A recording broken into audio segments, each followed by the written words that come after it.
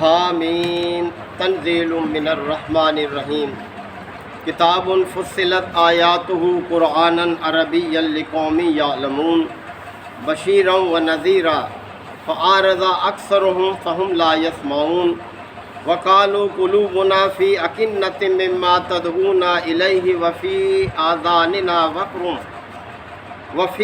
آذاننا وقر ومن بيننا وبينك حجاب فاعمل إننا عاملون قل إنما أنا بشر مثلكم يوحى إلي أنما إلهكم إله واحد فاستقيموا إليه واستغفروا وويل للمشركين الذين لا يؤتون الزكاة وهم بالآخرة هم كافرون إن الذين آمنوا وعملوا الصالحات لهم أجر غير ممنون صدق اللہ مولانا العظیم۔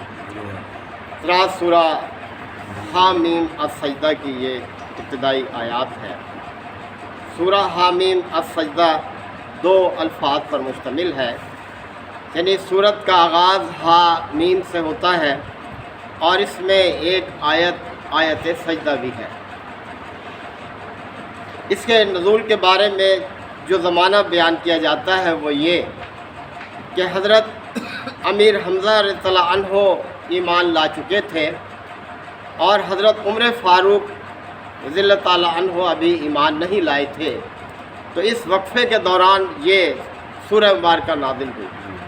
یاد رہے کہ ان دونوں اصحاب کے درمیان بہت کم فاصلہ ہے، یعنی چند مہینے کا ایمان لانے کا، اور یہ کوئی 690 کا سال تھا، یعنی ہجرت حبشہ ہو چکی تھی۔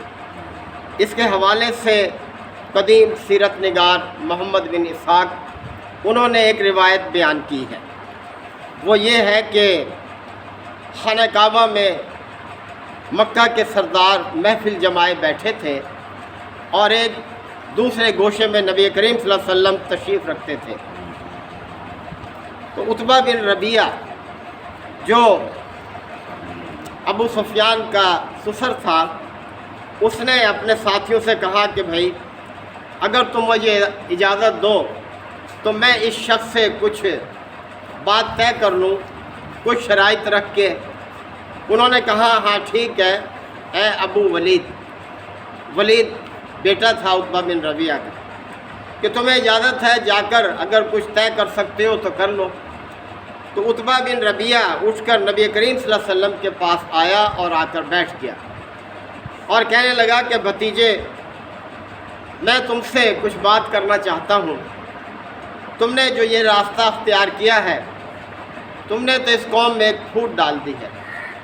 تم ہماری قوم کے ایک بہت معزز خاندان سے تعلق رکھتے ہو، اگر تم یہ چاہتے ہو کہ تم دولت مند بن جاؤ تو ہم تمہیں اتنی دولت دینے کو تیار ہے کہ تم سب سے زیادہ امیر ہو جاؤ گے، اور اگر تم سرداری چاہتے ہو تو ہم سب تمہیں اپنا سردار بنا لیتے ہیں، اگر بادشاہ چاہتے ہو تو ہم تمہیں اپنے اس شہر کا بادشاہ بنا لیتے ہیں، اور اگر تمہیں کوئی بیماری لاحق ہے تو ہم کسی بہترین معالج سے تمہارا علاج کرا لیتے ہیں۔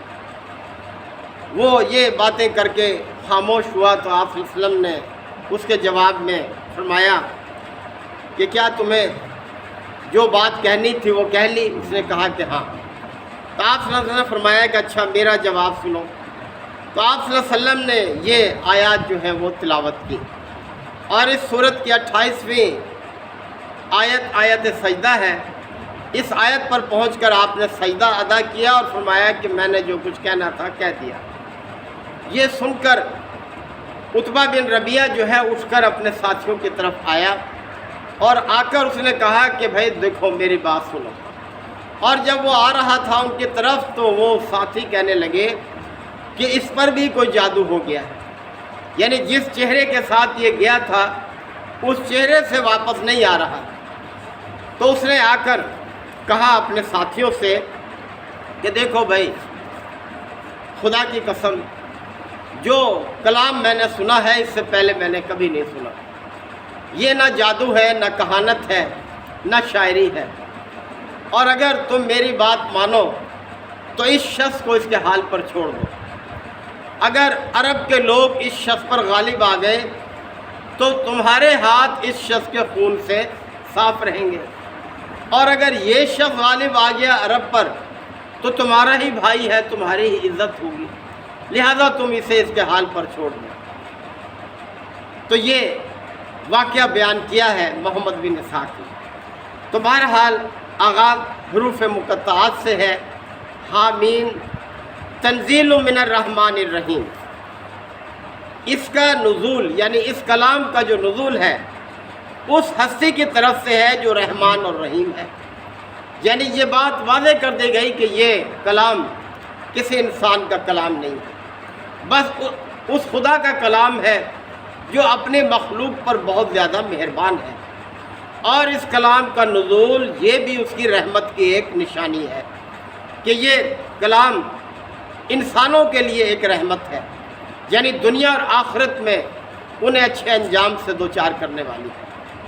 کتاب فصلت آیاتہ، اور یہ ایک ایسی کتاب ہے جس کی آیات بہت کھول کھول کر بیان کی گئی ہے، بہت واضح ہے، یعنی اگر کوئی سمجھنا چاہے تو اس کو سمجھنے میں کوئی دقت پیش نہیں آئے گی۔ قرآن عربی، اور یہ عربی زبان کا قرآن ہے، یعنی اللہ نے اس کو تمہاری طرف، یعنی تم اولین اس کے مخاطب ہو، لہذا اس کو عربی میں نازل کیا ہے تاکہ تمہیں سمجھنے میں دقت نہ ہو۔ لِقَوْمٍ يَعْلَمُونَ، اور یہ ان لوگوں کے لیے ہے جو علم رکھتے ہیں، جو سوجھ بوجھ والے ہیں، جاہل لوگ اس سے کوئی سبق حاصل نہیں کر سکتے۔ بشیرًا و نذیرًا، اور یہ کلام اس کی خوبی یہ ہے کہ یہ بشیر ہے اور نذیر ہے، یعنی جو لوگ اس کو قبول کریں گے، اس پر ایمان لائیں گے، اس پر عمل کریں گے، ان کے لیے بشارت ہے، خوشخبری ہے یہ کلام، اور جو اس سے منہ موڑیں گے انہیں خبردار کرتا ہے، انہیں ڈراتا ہے برے انجام سے۔ فَأَعْرَضَ أَكْثَرُهُمْ، بس اکثر لوگوں نے، فَأَعْرَضَ أَكْثَرُهُمْ، اکثریت نے اس سے منہ موڑا، اس سے اعراض برتا۔ فَهُمْ لَا يَسْمَعُونَ، اور وہ اس کو سنتے ہی نہیں ہیں، سننے کے لیے تیار نہیں ہیں۔ وَقَالُوا، اور جواب میں یہ کہا انہوں نے، قُلُوبُنَا فِي أَكِنَّةٍ، ہمارے دل غلافوں میں محفوظ ہے، ہمارے دلوں پر غلاف چڑھا ہوا ہے، یعنی اس کلام سے محفوظ ہے ہمارے دل۔ مما تدعوننا، اس دعوت کے لیے جو آپ ہمیں دے رہے ہیں، اس دعوت کی طرف سے ہمارے دل غلافوں میں محفوظ ہے۔ اور یہ کہ وفی آذاننا وقر، اور ہمارے کان بھی بہرے ہیں اس کلام سے، یعنی ہمارے کان گرانی محسوس کرتے ہیں اس کلام کو سن کر، لہذا ہمیں نہ سنایا کرو یہ کلام۔ تو پھر دیکھیں کہ کیا رویہ تھا ان لوگوں کا، کہ اکثریت نے جنہوں نے منہ موڑا کہ وہ کہتے تھے ہمارے دل اس کو قبول نہیں کرنا چاہتے، ہمارے کان اس کو سننا نہیں چاہتے۔ وَمِن بَيْنِنَا وَبَيْنِكَ حِجَابٌ، اور ہمارے اور تمہارے درمیان، نبی کریم صلی اللہ علیہ وسلم کو فرما رہے تھے یہ لوگ کہ ہمارے اور تمہارے درمیان ایک پردہ حائل ہے، یعنی ایک دوری قائم ہو گئی ہے اس کلام کی وجہ سے، آپ اور ہم علیحدہ علیحدہ ہو گئے ہیں، اور جن لوگوں نے اس کو قبول کیا ہے وہ بھی ہم سے الگ ہو گئے ہیں۔ فَعْمَلْ إِنَّنَا عَامِلُونَ، پس آپ اپنا کام کیے جائیں، ہم اپنا کام کیے جائیں گے، نہ ہم آپ کی بات مانتے ہیں نہ آپ ہماری بات مانتے ہیں، لہذا ہم اپنے اپنے موقف پر قائم رہیں۔ تو اللہ تعالیٰ نے ان کے اس رویے پر فرمایا، قل، اے نبی صلی اللہ علیہ وسلم آپ فرما دیں، انما انا بشر مثلکم، کہ دیکھو انسان ہونے کے ناطے تو میں تم ہی جیسا ایک انسان ہوں، لیکن فرق یہ ہے یوحا الیہ، میری طرف وحی کی گئی ہے، مجھے وحی کی نعمت سے نوازا گیا ہے، انما الہکم الہ واحد، اور اس وحی کا خلاصہ یہ ہے کہ تمہارا الہ تو بس ایک ہی الہ ہے، یعنی اس کے سوا کوئی اور معبود نہیں ہے۔ فاستقیموا الیہ، پس تم یکسو ہو کر اسی کی طرف قائم ہو جاؤ، اسی کا رخ اختیار کر لو، اسی کو اپنا الہ مان لو۔ واستغفروہ، اور اس سے معافی مانگ لو، اب تک جو کچھ ہو چکا سو ہو چکا، وہ تمہیں معاف کر دے گا، اس کی طرف رجوع کر لو۔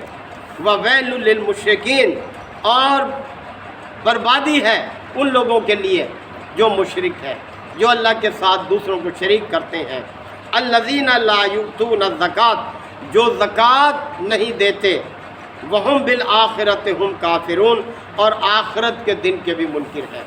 یہاں زکوٰۃ سے مراد مفسرین نے یہ بھی لیا ہے کہ اس سے مراد تزکیہ ہے، یعنی مشرکین وہ لوگ ہیں جو اپنا تزکیہ نہیں کرتے، شرک کی آلودگی میں مبتلا ہے اور دوسری خرابیوں میں ہے۔ اللہ کو ایک الہ ماننے سے انسان کو تزکیہ حاصل ہوتا ہے، اس کے دل اور اس کی روح وہ پاکیزہ ہو جاتی ہے، اور آخرت کے بھی وہ منکر ہیں یہ مشرکین۔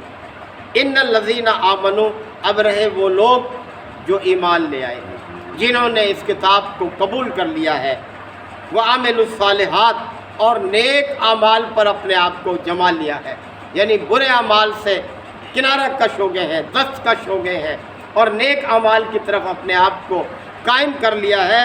فرمایا لہم اجر غیر ممنون، ان کے لیے تو ایسا اجر ہے کہ جس کا سلسلہ کبھی ختم نہیں ہوتا۔ اور ایک مطلب ممنون کا یہ بھی لیا ہے مفسرین نے، ان کے لیے ایسا اجر ہے جو احسان جتلا کر نہیں دیا جائے گا، بلکہ عزت کے ساتھ ان کو دیا جائے گا۔ تو بہرحال ایمان اور عمل صالح، یہی دو چیز اللہ کو پسند ہے، انہی کی طرف پورا قرآن دعوت دیتا ہے کہ اللہ کی دعوت کو مان لو اور اس کے مطابق عمل اپنا اس پر قائم ہو جاؤ، آخرت بھی اور دنیا بھی دونوں سمجھ جائے گی۔ اللہ تعالی ہمیں بھی اسی چیز کی توفیق عطا فرمائے۔ وآخر دعوانا الحمد للہ وکفیٰ وسلام علی عبادہ الذین اصطفیٰ۔ ربنا آتنا فی الدنیا حسنہ وفی الآخرۃ حسنہ وقنا عذاب النار وادخلنا الجنۃ مع الابرار یا عزیز یا غفار یا رب العالمین۔ اللہم انک عفو کریم تحب العفو فاعف عنا۔ اللہم من احییتہ منا فاحیہ علی الاسلام ومن توفیتہ منا فتوفہ علی الایمان۔ یا شافی الامراض اشف مرضانا ومرضى المسلمین۔ یا قاضی الحاجات اقض حاجاتنا وحاجات المسلمین۔ اللہم انصر الاسلام والمسلمین۔ ربنا تقبل منا انک انت السمیع العلیم وتب علینا انک انت التواب الرحیم۔ صلی اللہ تعالی علی خیر خلقہ محمد وآلہ وصحبہ۔